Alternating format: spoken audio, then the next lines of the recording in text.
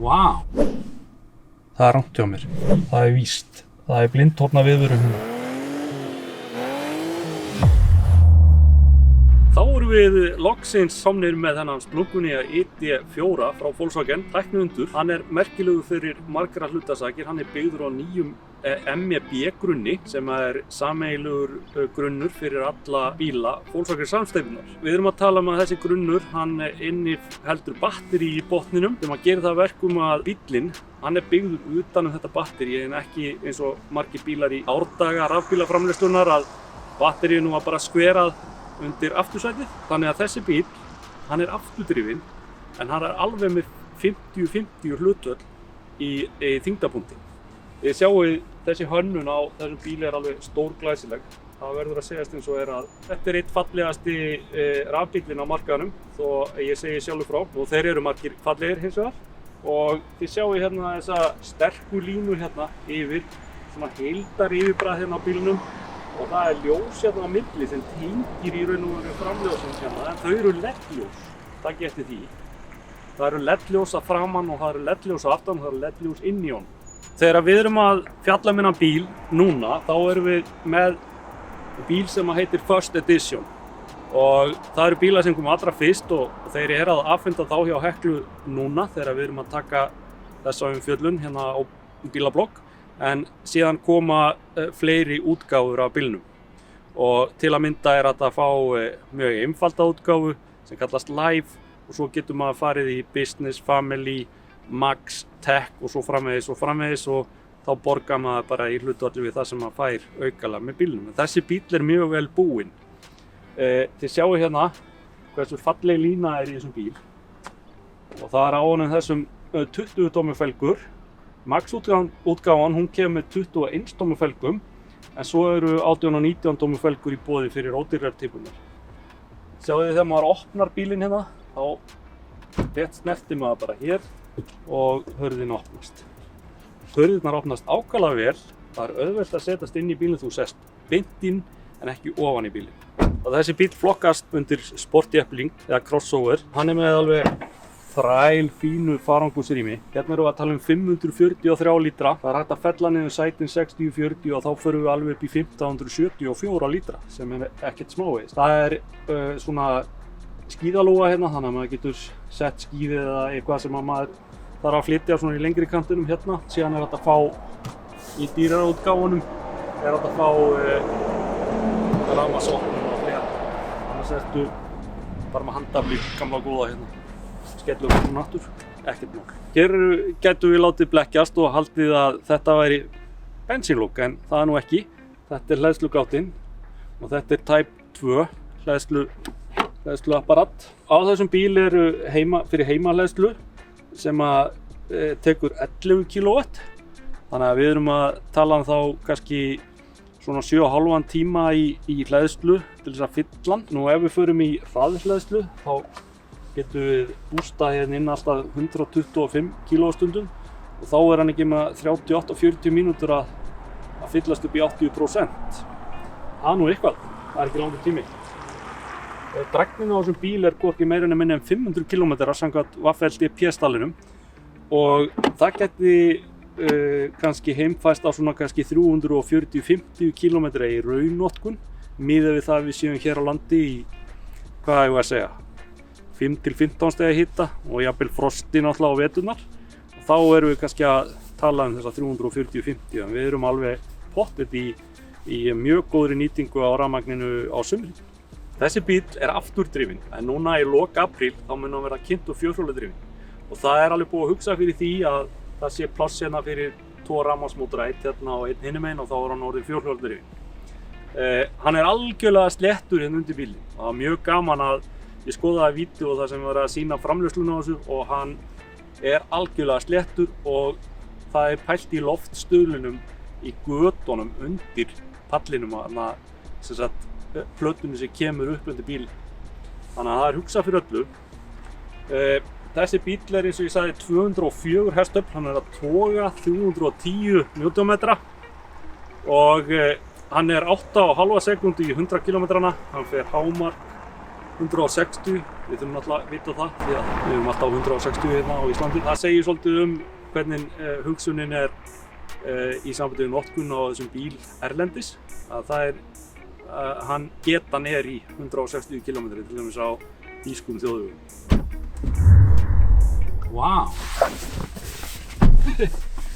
Það ekkert smá pláss hérna aftur í. Það mætti halda hérna fermingarveislu bara. Það alveg gríðarlega gott pláss hérna. Fæturnar eru hérna alveg leikstundir hérna. Ég nú leggjalangur eins og oft hefur komið fram áður í þessum myndböndum. 1,87 á hæð. Nó pláss hérna. Það lýsing undir sætunum og það getið þessu hérna. Þetta bara svona snerti. Geggjað. Það eru 2 USB-tengi hérna. Þetta USB-C líklegast. Það eru Isofix festingar hérna út allt. Þetta festa hérna á móti líka, eða út með stól frammi. Það allt vel úr svona design sæti í honum. Og það eitt af því sem að mér finnst rosalega fallegt og flott við þennan bíl. Það eru sætin. Þetta mjög skemmtileg hönnun heilt í gegn á þessum Volkswagen ID.4. Og hann hefur það alveg frá litla bróður sínum, ID.3, hann smart. Nú,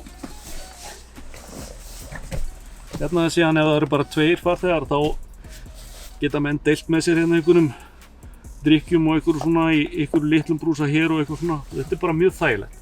Þetta bara fullt hús stiga, algjörlega. Jæja, þá erum við komið hérna fram í Volkswagen ID.4. Þetta svolítið nýstálegt. Hérna erum við með 10 tómmu skjá. Hérna erum við með stýri sem hægt að hækka og lækka. En það gæti því að draga út og það lítill skjár hér ofan á stýrinu sem að fylgir því bara, þannig að maður sér alltaf á það geti því. Síðan erum við með svokallaða gírskiptingu. Það að segja, hérna getum við sett hann í drive og keyrt áfram og hérna getum við sett í back og keyrt hérna aftur á back.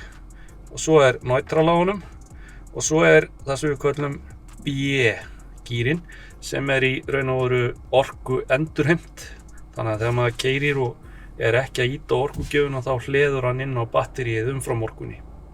Og hérna þessi glæsilega bakkmyndavél sem bara alveg þrælskýr og fín. Og svo ýtir maður bara á park hérna takkan, þá hann bara komin í hvíld og ekki nóg með það að við þurfum ekki að gera neitt, við bara stígum út úr bílnum, læsum honum og hann bara ready fyrir næstu ökuferð. Eins þegar maður kemur að honum, maður opnar hurðina, búinn að aflæsa henni, opnar hurðina, sest inn og stígur hérna á bremsuna og þá bíllinn tilbúinn til aksturs. Þessi skjár hérna, hann til margra hluta nýtur og við ýtum bara hérna á þennan kassa hérna þá förum við inn í, það svona home hérna viðmót og hérna hefur við til þess að hækka og lækka í útvarpinu og maður það bara strjúka svona eftir þessu til þess að hækka og lækka í soundinu. Eins hér að með miðstöðuna að þá getum við stillt hérna með einhverjum presettum hérna á mismunandi hita og færi puttan bara niður eða upp eftir hvað þú vilt hafa hitan mikinn eða lítinn. Þetta ekkert óþægilegt en það kannski spurning hvernig þetta þegar maður komin á 90 km hraða á Reykjanesbrautinni að fara þukla eitthvað á þessum tökkum hérna. Við erum hérna með loftkælinguna og þá hægt að velja hér bara eins og í öllum öðrum bílum ákveðin preset og það hægt að synka miðstöðuna saman sem gerir það verkum að maður getur hækkað öðrum megin eða báðum megin. Svo hérna hiti í stýrinu, það í þeim öllum og það hiti í sætum og svo eins og í Volkswagen þá ýtir maður bara aftur á til þess að draga úr virkninni sjáðu. Svona.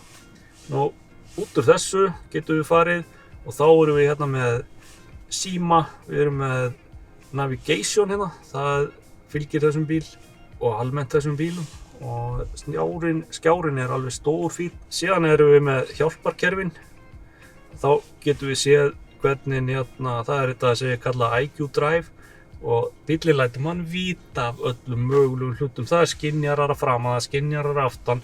Þetta skynvatt í hraðastillirinn og það sem meira að hann afskaplega duglegur að lesa umferðarmerkin. Svo vel, hann kannski að lesa röng umferðarmerki til dæmis eins og á Vesturlandsveginni þegar vorum að keyra þar áðan og stilltum á 60 km hraða þá allt í einu las hann eitthvað skilti sem var 50 km hinum megin við og þá dregur hann mjög snöggt úr ferðinni. Það segir okkur það að umferðarmerkingarnar á Íslandi eru kannski svolítið skrýtnar og það þarf að skoða það ef við ætlum að fara að vera með næstu í sjálfkeyrandi bíla. Síðan erum við hérna með aksturs stillingar.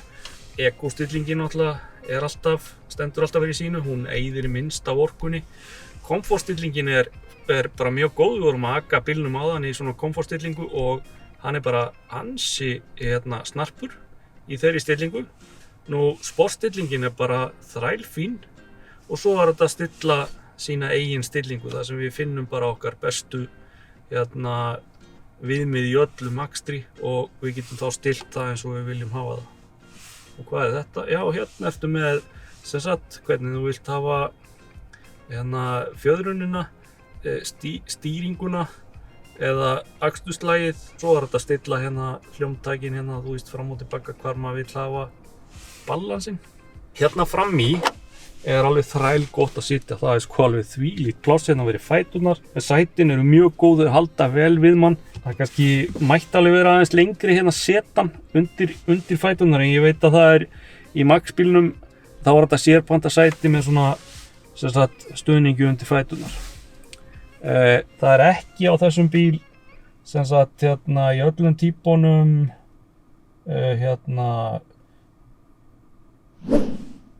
það er rangt hjá mér, það er víst. Það er blindhorna viðvörun hvaða bulli er í kallinum. Það sem maður tekur svona fyrst eftir þegar maður byrjar að keyra, það náttúrulega heyrist ekki í bifreiðinni.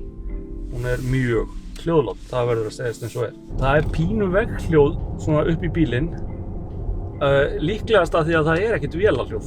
Það er svona að maður að heyra svona eins og maður sé í þotu, svona komin í 30.000 fetin. En það er spurning hversu langt á gangi því að einangra svona bíl, en við heyrum sem sagt pínu vegghljóð og við erum ekki á nema 44 km hraða. Þegar við sem sagt stýrið á þessum bíl er mjög nákvæmt og það er þykkt og þægilegt að halda utan það er leðurklætt stýrið og eins og ég sagði áðan að þá situr maður mjög vel í bílnum, það maður sest beint inn í hann og maður situr vel og sjónlínan er mjög góð maður sér mjög vel fyrir framan bílinn og það sem við tókum eftir að til dæmis ef við stöðvum bílinn alveg þá fer hann sjálfkrafa í autohold og hann er bara í bremsu og maður þarf ekki að hafa neinar áhyggjur af því. Svo stígur maður á orkugjöfuna og gefur aðeins inn og hann fer úr þessu autohold eða sjálfvirku bremsu. Nú, það vantar ekkert upp á aflið í honum en það er spurning hvað maður eyðir mikið af þessari 500 km drægni, vaffeltípi drægni með því að vera duglegur á orkugjöfinni.